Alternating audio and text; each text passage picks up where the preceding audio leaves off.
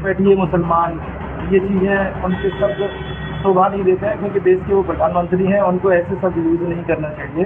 क्योंकि बुनकर जो मुस्लिम हैं उनमें घुसपैठिए लगाना वो तो हिंदुस्तान में है, हिंदुस्तान के ही है। बुनकर कपड़ा ना बनाए तो लोग नंगे रह जाएं, शर्म के मारे मर जाएं, फिर भी लोग हमारी बात को नहीं सोचते हैं।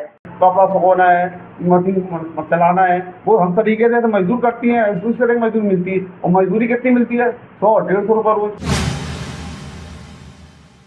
नमस्कार। नवभारत टाइम्स की चुनावी बस यात्रा फिरोजाबाद और मैनपुरी होते हुए आज पहुंच गई है इटावा। कानपुर से 175 किलोमीटर दूर इटावा का बहुत महत्व है। कभी इटावा में चंबल के बीहड़ों में बड़े बड़े डकैत होते थे, वो डकैत अब नहीं रहे, चंबल के बीहड़ खाली हैं। इटावा एक और वजह से प्रसिद्ध है। मुलायम सिंह यादव इसी इटावा जिले के रहने वाले हैं। इटावा ही उनकी कर्मभूमि रही है, इटावा के साथ मैनपुरी। इटावा के बारे में और कुछ जानना भी ज़रूरी होगा। एक छोटा सा साफ सुथरा शहर इटावा अब लोकसभा की एक सुरक्षित सीट है। 2019 में बीजेपी के रामशंकर कठेरिया इटावा से जीतकर सांसद बने। राजनीति और चुनाव के माहौल में बातें तो बहुत होती हैं, लेकिन सबसे ज़रूरी चीज़ है कि समाज के अंतिम पायदान पर खड़ा व्यक्ति सोच क्या रहा है। इटावा में इसी बात की पड़ताल करने के लिए हम बुनकरों के मोहल्ले में पहुंचे। यहाँ पहुंचने पर हमें पता चला कि यहाँ कभी 20,000 पावर लूम होते थे, लेकिन अब उनमें से 4 से 5,000 पावर लूम बचे हैं। जो पावर लूम बंद हुए उससे बेरोजगार हुए लोग अब मजदूरी करने को मजबूर हैं। इन विषयों पर बात करने के लिए हमारे साथ बुनकर समाज के कुछ लोग मौजूद हैं। आइए हम उनसे जानते हैं कि उनकी समस्याएं क्या हैं और उनकी नई सरकार से क्या मांग है। आपका नाम? हाफिज मोहम्मद रईस। रईस साहब, आपकी क्या मांग है? बुनकरों की क्या समस्याएं हैं इटावा में? बुनकरों की समस्या ये है कि आज के कुछ साल पहले यहाँ 20,000 पावर लूम मशीनें चला करती थी जी, लेकिन सरकार की इससे नजर हटने के कारण जी, अब इस वक्त 3,000 मशीनें रह गई हैं। वो इस वजह से कि इसमें किसी तरह की कोई आमदनी इनकम है नहीं है, और जो बुनकर काम करता है, 4 सदस्य काम करते हैं, 4 मशीनें चलाते हैं, जिसमें 600 रुपये पैदा करते हैं, फिर उसमें 200-250 रुपये खर्चा निकल जाता है। अब उसमें 400-450 रुपये बचते हैं, तो 1 यूनिट 90-95 रुपये लगभग पड़ता है। तो ये कैसे अपने घर बार चला पाएंगे, ये अपने बच्चों को किस तरह पढ़ाई लिखाई करेंगे और देश का भविष्य कैसे बनेगा? तो जो सरकार हमारे इन बुनकरों के हित में बात करेगी, आश्वासन देगी, जो अब चंद साल पहले 2006 में जो शासनादेश 72 रुपये पर मशीन के हिसाब से जो लगता था, आज वो 400 कर दिया गया है, जिसके कारण अब मशीनें बंद होने के कगार पर है। बुनकर समाज भुखमरी के कगार पर है।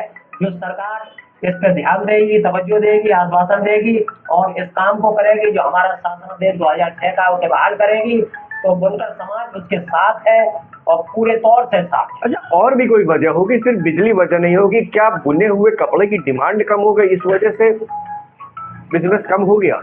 भाई इससे क्या कहते हैं, एक तो धागा बहुत महंगा हो गया है जी, और प्लस इस पे GST भी लगा दी गई है। धागा कहाँ से आता है? धागा बाहर से आता है जी, तो क्या कहते हैं, धागा यहाँ आता है तो धागा महंगा है।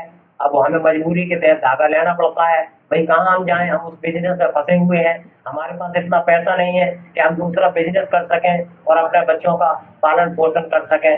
तो मजबूरी के तहत हमें इसमें मरना पड़ रहा है। 1 यूनिट 90-95 रुपए के हिसाब से आपको पैदावार हो रही है। अब हम कहाँ जाएं, कहाँ नहीं जाएं?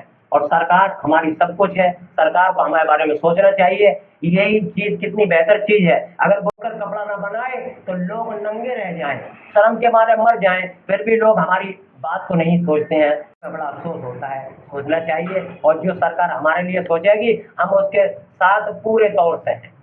आप बताइए बुनकरों की क्या समस्या है? अभी रईस साहब ने कहा कि बुनकर कपड़ा ना बनाए तो लोग निर्वस्त्र रह जाएं, शर्म से मर जाएं। बिल्कुल सही कहा उन्होंने। हम लोग तो मजदूरी कर रहे हैं, अब जो है मशीनें चली नहीं, कपड़ा बिक ही नहीं रहा। मुजीबुर साहब, क्या हालत है यहाँ पर बुनकरों की? क्या मांगे हैं आपकी सरकार से? नई सरकार में सरकार बनने जा रही है कुछ हफ्तों बाद, किसे वोट देने का मन बनाया है? जो कोई ऐसा है, हमारी सरकार से प्रार्थना है कि हम चाहते हैं बुनकरों के लिए कुछ हम लोगों को आराम दे, किस तरीके से कि हम लोगों को रोज़गार मिले। रोज़गार हम लोगों को जब भी मिलेगा, बिजली कम रेट पे होगी। जब कम रेट पे होगी तो हम लोगों के बच्चे, कुछ बच्चों को हम पाल पाएंगे।